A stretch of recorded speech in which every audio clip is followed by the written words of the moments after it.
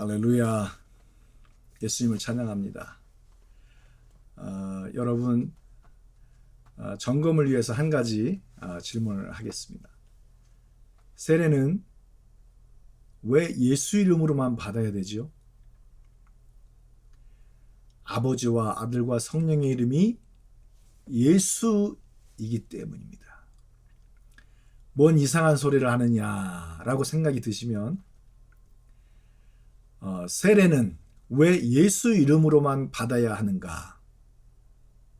그 1번과 2번이 있거든요. 그 동영상을 한번 듣고 오시면 참 좋겠습니다. 우리는 아버지와 아들과 성령의 이름이 누구? 예수시라는 사실을 깨달았습니다. 그 누구도 주 예수 그리스도의 이름이 아니고서는 죄사함을 받고 구원을 받을 수가 없습니다. 그래서 성경은 천하 인간에게 구원 얻을 만한 이 다른 이름을 주신 일이 없다라고 기록을 하고 있습니다.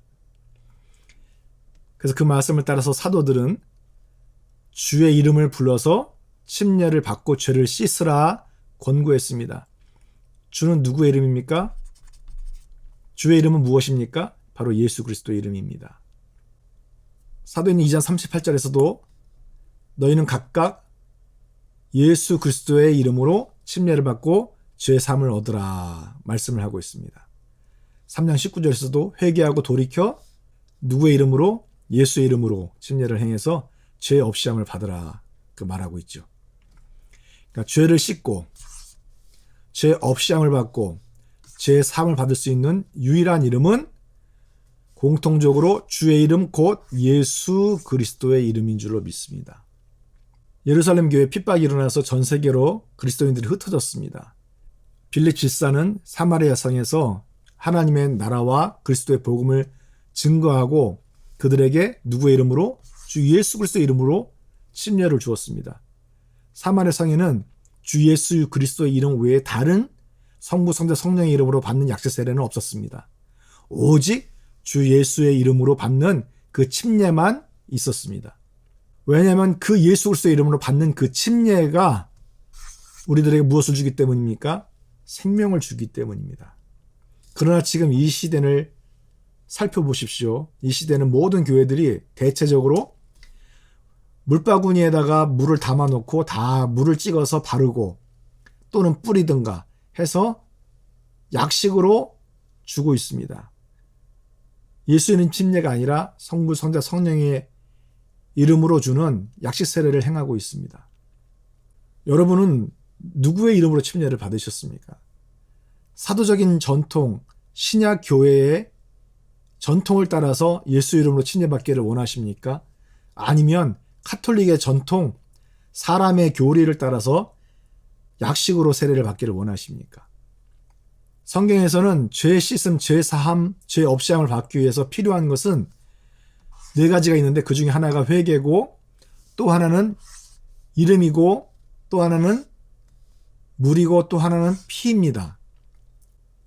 바로 회개와 물과 예수 이름과 피는 이 네 가지는 예수 그리스도의 복음 곧 죽음 장사 부활을 믿고 회개하여 물 속에서 예수 이름을 불러 침례를 받을 때 비로소 예수 그리스도의 보혈의 피가 적용되는 것입니다. 하나로 통합되는 것이죠. 그래서 이 죄사함을 얻기 위한 이 네 가지 요소를 하나로 통합하는 것은 예수 이름 침례 외에 그 어디에서도 다른 것을 발견할 수가 없습니다. 바로 그것이 사도들과 선지자들이 세웠던 바로 이 터입니다. 터. 사도들이 일한 것이죠. 무엇을 위해서 일했습니까? 바로 복음을 위해서 일했습니다. 사도들이 일한 것은 복음이고 사도들이 세운 것은 바로 이 복음의 터인 것이죠. 그래서 이 진리의 말씀, 구원 얻는 복음, 거듭나게 하는 이 복음을 가지지 않고서 너희 가정에든 교회든 들어가거든 그들을 받아들이지도 말고 인사도 하지 말라고 사도 요한은 말하고 있습니다.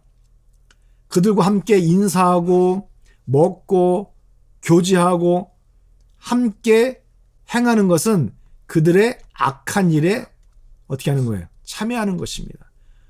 왜 악한 일이라고 말하고 있습니까? 다른 복음은 구원을 주지 못하기 때문입니다. 다른 예수는 죄사함을 주지 못하기 때문입니다. 다른 복음의 터는 하나님의 심판 때에 무너지기 때문입니다. 이 다른 복음은 구원을 얻게 하는 놀라운 이 진리를 가로막는 것입니다. 그렇기 때문에 악한 일이라고 말을 하고 있는 거예요. 이 진리의 복음은 시대와 상황에 따라서 변질되어 가고 있습니다. 그런데 여러 종교 백과사전을 보면은 이렇게 단언하고 있죠. 신약 성경은 오직 예수의 이름으로, 그 이름으로만 받는 세례만을 인식한다라고 하고 있습니다. 헤스팅 성경사전에서도 삼위의 이름, 아버지와 아들과 성령, 성부, 성자, 성령의 이름으로 약식 세례를 행하는 것은 초대교회에서는 나타나지 않다. 대신 그들은 예수 그리스도, 주 예수의 이름으로 그 명칭을 사용해서 그 식문으로 침례를 주었다라는 것을 인식해야만 한다라고 써놓고 있습니다. 케니의 종교 백과사전에서도 2세기까지는 초대교회에서 주 예수의 이름으로만 그 세례가 시행되었다라고 기록을 하고 있고요. 브리테니카 백과사전에서도 이 베프티즘 침례는 예수 이름으로만 행했었는데 2세기 때 성부와 성자와 성령의 명칭으로 바뀌었다라는 거예요. 헤스팅스의 종교 백과사전에서도 기독교의 세례는 예수 그리스도의 이름으로란 말을 사용함으로 시작되었어요. 그런데 그 세례는 저스틴 마터 이 2세기 때 비로소 성부, 성자, 성령의 이름으로 변질되었어요. 그 전까지는 다 예수 이름으로만 침례를 주었다라고 기록을 하고 있습니다. 중요한 것은 이 카톨릭 백과사전 2권 페이지 263장에 보면 여기에서 저자는 세례의 형식이 그들의 교회에 의해서 바뀌어진 것을 인정하고 있습니다. 유다는 사랑하는 자들아 내가 우리의 일반으로 얻은 이 구원을 들어서 너에게 편지하는 뜻이 간절하던 차에 성도에게 이 단번에 주신 믿음의 도를 위해서 힘써 싸우라는 편지로 너희를 권고한다라고 기록을 하고 있는데요. 이 일반으로 얻은 것은 공통적으로 얻은 구원입니다. 공통적으로 얻은 구원. 그러니까 시대와 상황을 따라서 또는 각 교단에서 가르쳐지는 그런 말씀에 따라서 이 구원 얻는 방식이 다르면 안 되죠. 공통적이어야 됩니다. 변질되어서는 안 됩니다. 이 거듭나는 방식은 사도들에게 단번에 주신 복음의 도예요. 거듭나는 기본 바탕이고 복음의 터인 것입니다.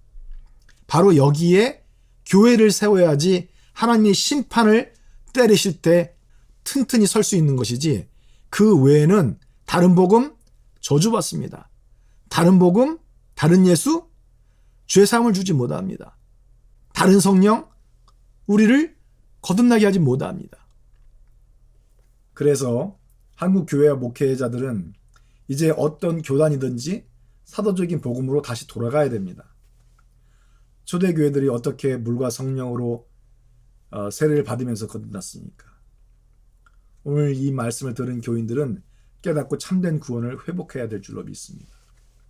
담임 목회자들이 사도적인 침례, 사도적인 구원, 이 사도적인 전통을 거부하면서 카톨릭 전통 약식 세례를 고수한다면 여러분들은 어떻게 해야 되겠습니까? 사마리아 성의 빌립 집사처럼 여러분들이 스스로 예수 이름으로 침례를 주시고 침례를 받기를 원합니다. 마태복음 16장에 예수님께서 베드로에게 무엇을 주셨습니까? 천국 열쇠를 주시지 않으셨습니까? 그러면서 내가 이 땅에서 매면 하늘에서도 맬 것이요 이 땅에서도 풀면 하늘에서도 활짝 풀릴 것이다 라고 말씀하여 주셨습니다. 예수의 죽음 장사에 연합하기 위해서 예수 이름을 불러 침례를 베풀어서 하늘의 구원의 문을 활짝 열어주는 그런 성도님들이 되기를 원합니다. 그럴 때 제사함의 은총이 부어지고 거듭난 하나님의 자녀가 되는 놀라운 축복이 주어지는 것입니다. 나는 여러분들이 이 구원에 동참하고 이 구원을 위해서 이 구원의 복음을 위해서 헌신하는 분들이 되시기를 간절히 축복합니다.